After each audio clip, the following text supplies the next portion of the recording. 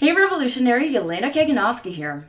One of the things that I love to do towards the end of each year is to really take an inventory in order to create a supportive environment around me.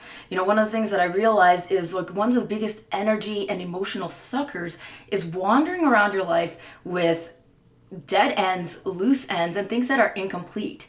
It's like you're the frog in the pot of gradually boiling water. You don't even realize that your environment because you're so used to it, but it's there, and the stress and the exhaustion shows up in your physical body as anxiety, as stress, worries, and exhaustion.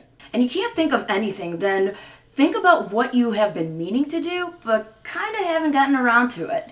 As humans, we kind of have a tendency to really go into avoidance rather than face reality. So really be honest with yourself and think about things that you've been avoiding to do.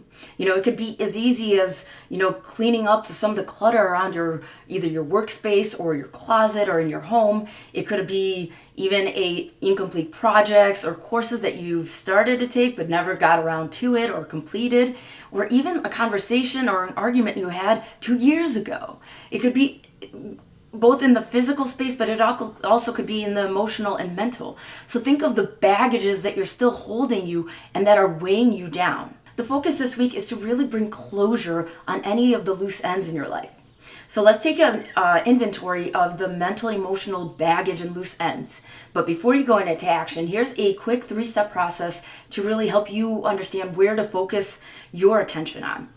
So step number 1 is to list all the areas in your life that you have incompleteness, whether it's projects, conversations, things that you've been meaning to do and haven't been. Really be honest and just take 10-15 minutes to list absolutely everything that comes to mind.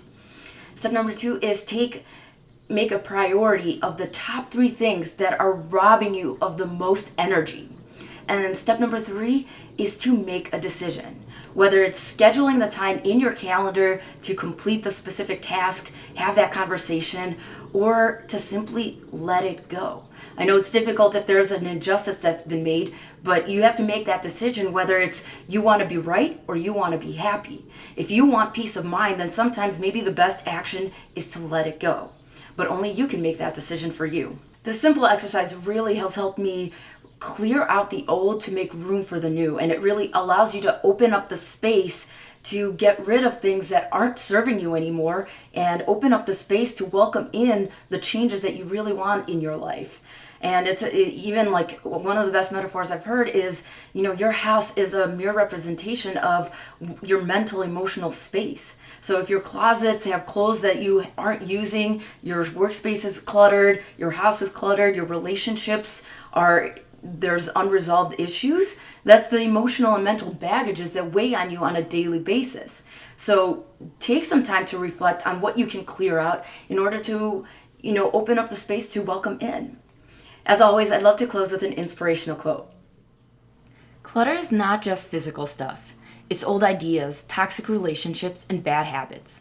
Clutter is anything that doesn't support your better self. By Eleanor Brown. If you love this video, then you know what to do by now. Sharing is caring, and leave your comments below on how you help clear out your mental, emotional energy. As always, keep radiating your beautiful light to the world, living life with passion, purpose, and meaning. With love and belief in you, Yelena.